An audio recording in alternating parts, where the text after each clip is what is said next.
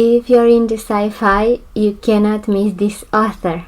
Hi, this is Maria from Read Fine Books, and today we are talking about Andy Weir's novels. I've been into a fever lately with these books. I cannot believe I hadn't read The Martian before, but I did now and I really liked it. However, it all started for me with Project Hail Mary.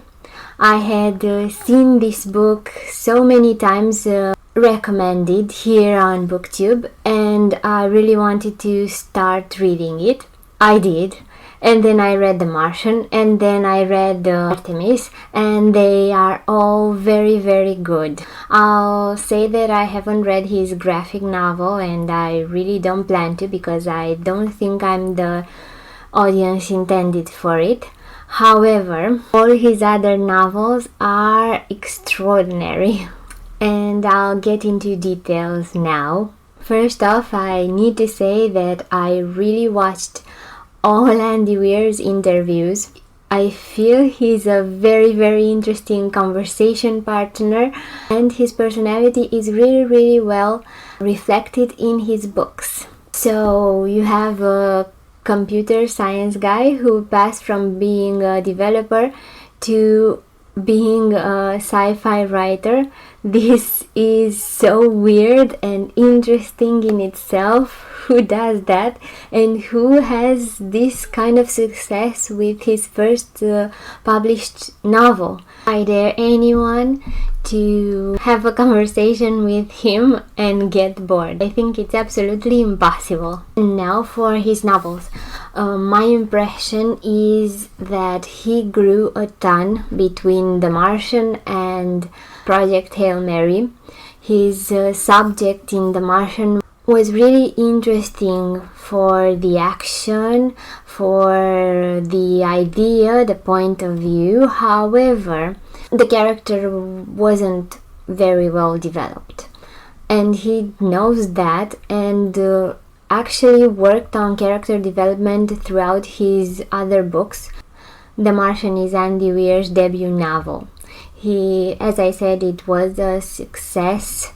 I'll talk about The Martian here spoiler free, but if you haven't read it, it's really, really old by now. So Mark Watney is a NASA engineer who by accident gets left behind and now is stranded alone on Mars. Luckily, he has a few reserves of water and oxygen, and he is well trained and capable of surviving. Mars is, of course, a very inhospitable environment, so Mark Watney has a lot of hurdles to overcome. Due to his training as a botanist and engineer, he even manages to grow a small crop on Mars. And I have to say, in this novel, the level of science is astounding in all his novels, that is, but here especially. All the while his crewmates and NASA on Earth think he's gone, but eventually they understand he is still alive, and they all start to come up with ideas and a mission to get him back. I really like the way everyone comes together for that. I think that is especially well written. I find it very inspiring that if something like that were to actually happen, everyone on Earth will do its best to get him home, to put all their resources together and collaborate to make everything happen. Of course, The Martian has a lot of interesting themes like survival, coping with loneliness, coping with difficulties, science, media, the way everything is treated by the television. This is all very well written, but the most important thing remains, of course, the fight for survival. In an inhospitable environment, the fight for survival, of course, is essential. He's all alone in the end and relentless in wanting to live. He doesn't let anything deter him. He tackles his problems one by one. I think this is the computer science mentality. Break all problems into very small ones that you can manage, and use all his knowledge to think outside the box. His desire to survive is what makes him keep going. He doesn't wait for miracles, he does everything himself, and he is very confident. I find him to be an extraordinary good role model for children. That is why I was very happy to know there is an edition for schools, because of course in the original edition there is a lot of swearing. Mark Watney is an inspiration, a role model, a true hero in the end. And of course, not losing hope in dire circumstances is incredible, and to me as a reader it made me think, if he can do that, what is it that I cannot do? And the answer is of course nothing. As I said before, the Mark Watney character isn't very well developed as a character. He doesn't evolve, he doesn't change much. However, he is already perfect. But the one thing he does is journaling. He does these logs where he talks about all that he encounters and how he solves it. They are mission logs, but you get the point. And simply exposing endeavors, good and bad, is in itself a great relief and a way of coping with everything, loneliness, problems, everything. So all in all, why you should read The Martian? Well, the action is great. You will have tons of laughs because Andy Weir has a very funny way of writing. It is a great motivational story. It will inspire you to write and to do anything you want to. So if you're in the mood for something motivational, inspiring, overcoming hardships, packed with actions and realistic, very realistic science, this is the book for you. And now let's go to Artemis. This book is also a sci-fi novel, of course. Artemis is the first city on the moon. It is very well described, the way everything works with oxygen and everything that the people do there. Its population is about 2,000 people, so quite a lot for a city in an environment with no oxygen. It is the first city humans have built outside Earth. Surprisingly, this one deals with mafia and crime, everything worldly. I didn't feel it was as interesting as The Martian from a sci-fi point of view, though it is on the moon, of course. But that is the great thing about sci-fi novels. Sci-fi can be combined with anything, and that anything becomes a lot more interesting. So if you want an interesting novel about crime and mystery, but based on the moon, that is the novel for you. So we have a city on the moon, a deeply flawed heroine. What can go wrong? Well, actually everything. Sadly, this novel wasn't such a success as was The Martian for Andy Weir. It's a shame. I really liked it, but most people think the heroine, Jazz, is too flawed for her own good. So, for me, as I said, action and character-wise, this novel is better than The Martian, but that is not the popular opinion. I guess you will have to read it and see for yourself. Jasmine Bashira is a 26-year-old. She's a courier in Artemis, a corrupt courier. She helps smuggle various things on the moon. She is very, very smart, but her life choices seem to have brought her in a very precarious situation financially. She is willing to do more dangerous jobs. One of them is offered to her for a lot of money to sabotage some robots. The problem is, of course, the job is not as simple as she thought. When her life is in danger, she actually has to reevaluate her life choices and grow because of it. And Artemis approaches a lot of themes like friendship, father-daughter relationships, morality. That is a big one. But I would say the most important one is the coming of age of Jasmine. She is able to evolve very much, and we see her growing up because there are some letters we get to see that she writes during her school years, and we get to understand where she comes from, why she is the way she is, her trust issues, her appetite for risk and adversity for actual learning. In the end, as I said, when she gets to risk her life for a job, she is able to grow and try to make amends at least. You'll read the novel and find out if she succeeds. As I said though, she is very intelligent. She doesn't apply herself, so her rebellious side gets her into trouble more often than not. She doesn't like to ask for help, and she badly needs guidance. She doesn't trust those around her unless she has no choice. And the book revolves around her evolution as a person. Though packed with action, I felt Andy Weir did try a lot to give her depth and motivation and meaning for her actions.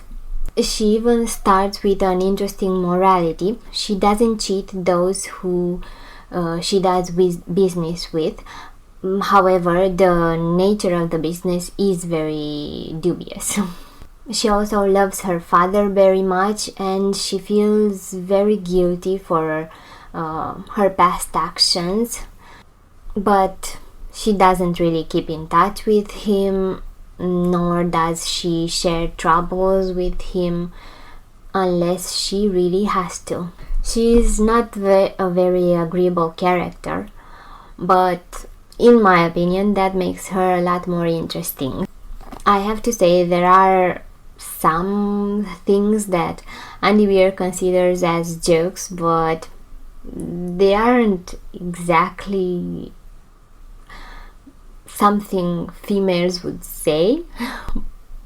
So he does really need to improve writing a female character, but I have to say he tried. And I think they were meant to be funny, though not really. However, the action and the plot makes everything worthwhile. I actually enjoyed it very much. So why you should read Artemis? For an action-packed book, a female lead coming of age, very humorous with a fast pace and very many twists. You'll finish it in no time. And now my favorite, Project Hail Mary. This is Andy Weir's best book so far. Of course, it's his last. He worked a lot on his writing. He now knows how to develop characters really well. He already knew how to write everything with a lot of action, a lot of energy, fast pace, and so on. But this book has it all, and it's quite apocalyptic, so what is there not like? So, like all his books, this one as well is packed full of science, and realistical science, of course. Humorous, optimistical, although apocalyptical. He finds optimism in that as well, and that makes him a very good writer. Protagonist, Rylan Grace, actually wakes up on the Hail Mary, which is a ship. He doesn't know at first he's on a ship. He doesn't remember anything about himself, nor his mission, nor anything at all. He figures out he's on a ship, and his memories slowly come back to him. His crewmates are all dead, and in the end, he understands he's on a mission to save Earth.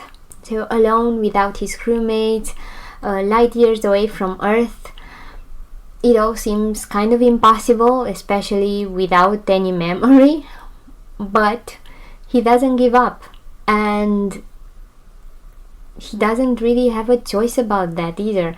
Without him, the world is doomed. So he does his best. He is also a school teacher.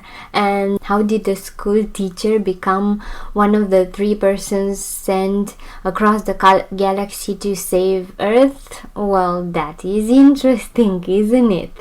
We get to explore the way his memories come back, and a number of other themes like collaboration, friendship, of course, survival. But the main theme is self-sacrifice. The mission is one way. For the looks of it, he won't be able to come back to Earth. I find that quite interesting. He will do everything to save Earth, but will not be able to come back to see it and be rewarded for it in any way. That is truly altruistic. And of course, while his memories come back slowly, we get to see his mission being prepared, the way everyone collaborates on Earth to make the mission possible, the way all the nations unite for this only one mission that will be able to save in the entire Earth. I found that especially inspiring. I think that is a very realistic way of looking at things. Only a planetary threat will be able to unite all nations. Unlike the characters in his other books, Ryland Grace is neither perfect nor so deeply flawed we cannot love him. We can, and we will love him even more when the movie is going to be made with Ryan Gosling. Can't wait to see that, right?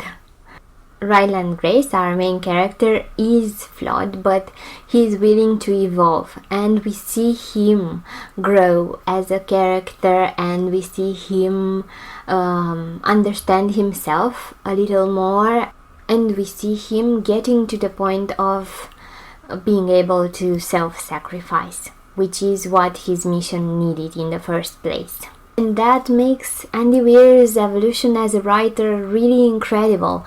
I mean, if you see The Martian and then Project Hail Mary, you'll be amazed. I unfortunately read it the other way around and was kind of disappointed, but if you read them in the order of their appearance, you'll be very well pleased. So Ryland Grace is funny and smart. He's incredible and a perfect role model, even better than Mark Watney. He's a more complex character, and faced with the kind of situations one would be facing in a solitary mission to save Earth, he evolves in a better person, a better friend, a more courageous man.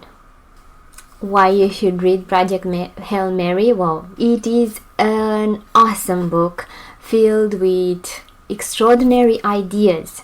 Actually, Andy Weir is starting to become a little more philosophical, a little more speculative. One of the best things about this book is that it's filled with big questions, like what would humanity do in that situation or that situation? And I am sorry, I cannot say anything more without giving spoilers, but it is a perfect book. A perfect book.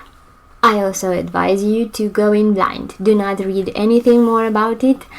Project Hail Mary is the best book of sci-fi I have read so far. You should definitely read it before the movie comes out. My recommendation is that you read the books in order. Read them all. They are all perfect and they will keep you up all night, especially Project Hail Mary. That's it. Thank you for watching. If you like this video, maybe you can tell me more books that I should read as good as Project Hail Mary.